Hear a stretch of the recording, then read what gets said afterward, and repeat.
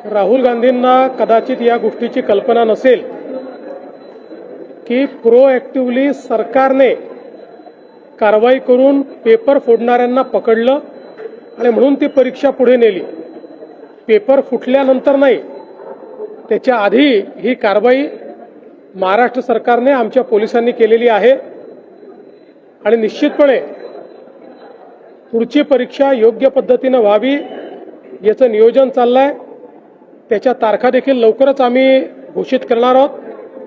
फक्त मला याची कल्पना नाही की राहुल गांधींनी हे ट्विट परदेशातनं केलंय की देशातनं केलंय, कारण ते बहुतांश वेळी परदेशात असतात, त्यामुळे त्यांना सगळी माहितीच असते असं नाहीये। तर त्यांनी 3 प्रश्न उपस्थित केले की एकतर या सगळ्या प्रकरणाचं उत्तरदायित्व तुम्ही स्वीकारावं, त्यासोबत मुख्यमंत्र्यांनी हे देखील जाहीर करावं की तुम्ही नवीन परीक्षा कधी घेताय, आणि शेवटचा प्रश्न ज्यांचं वर्ष वाया गेलंय त्यांना त्या वयाच्या अटीमधून सूट देण्यात यावी, असे 3 प्रश्न त्यांनी उपस्थित। मला असं वाटतं की या तिन्ही गोष्टींचं उत्तर यापूर्वीच दिलेलं आहे।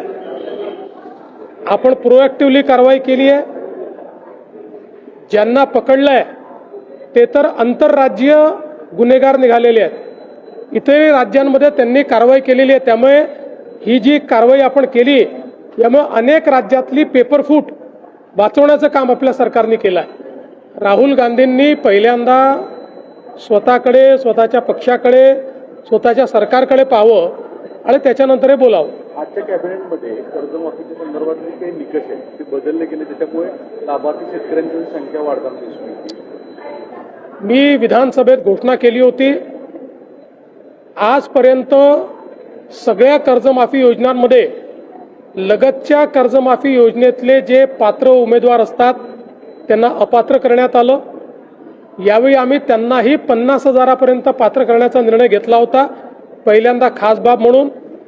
परंतु रणधीर सावरकर यांच्या नेतृत्वात सत्ता पक्षाचे आमदार मला भेटले आणि त्यांनी विनंती केली की त्यांनाही 2 लाखापर्यंत कर्जमाफी द्यावी, म्हणून पहिल्यांदा राज्याच्या इतिहासामध्ये कर्जमाफीमध्ये त्यांचाही समावेश करण्यात आलेला आहे।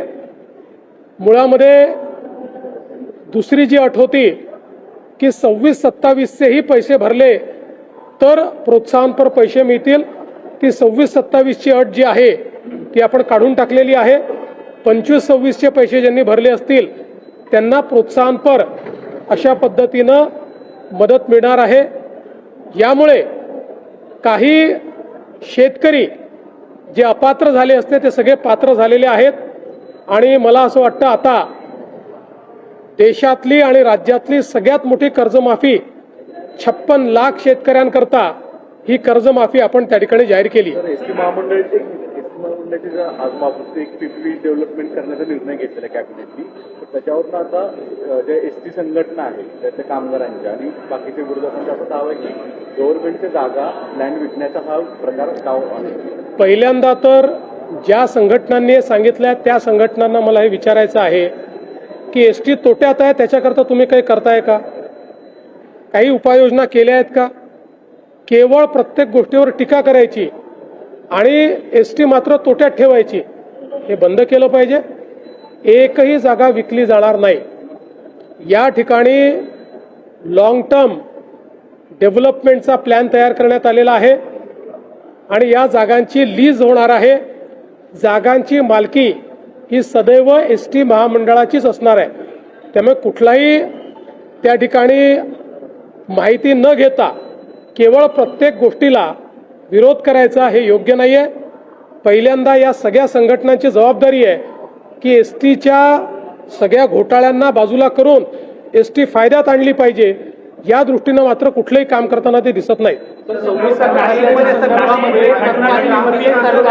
सचिव RVS मधी यांनी एक धक्कादायक खुलासा केलेला आहे। ते असं म्हणतात की हा सगळा जो प्रकार 2008 साली झालेला मुंबईतला दहशतवादी हल्ला होता हा ISI आणि काँग्रेसचा प्लॅन होता। श्री मणी यांनी जे दावे केलेले आहेत हे प्रचंड धक्कादायक आहे।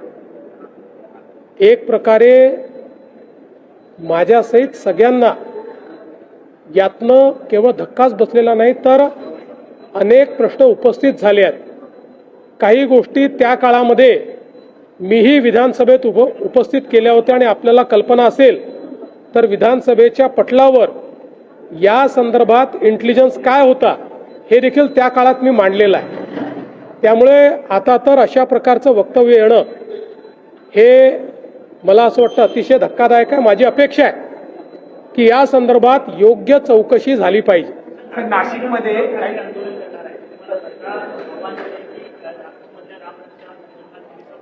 माझी एवढीच अपेक्षा आहे की त्यांनी किमान 2 पानं तरी रामरक्षेचे वाचावे. राजकीय आंदोलन रामाच्या नावाखाली करणं योग्य नाहीये. मागच्या वेळेस ते रामरक्षा वाचू शकले नाहीत.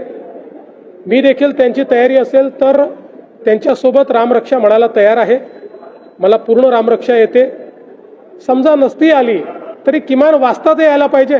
तुम्ही रामरक्षा आंदोलन करता आणि रामरक्षाच वाचता येत नाही, हे कुठलं आंदोलन आहे तुमचं? अपील कर रहे हैं, उनका कहना है कि सोनम वांगचुक जिस तरह से कुर्सी पर बैठे हैं, कहीं ना कहीं उनको समर्थन सबने देना चाहिए और सरकार बहुत संवेदनशील है ऐसा। देखिए, उद्धव ठाकरे जी एक हताश, निराश और फ्रस्ट्रेटेड व्यक्ति है.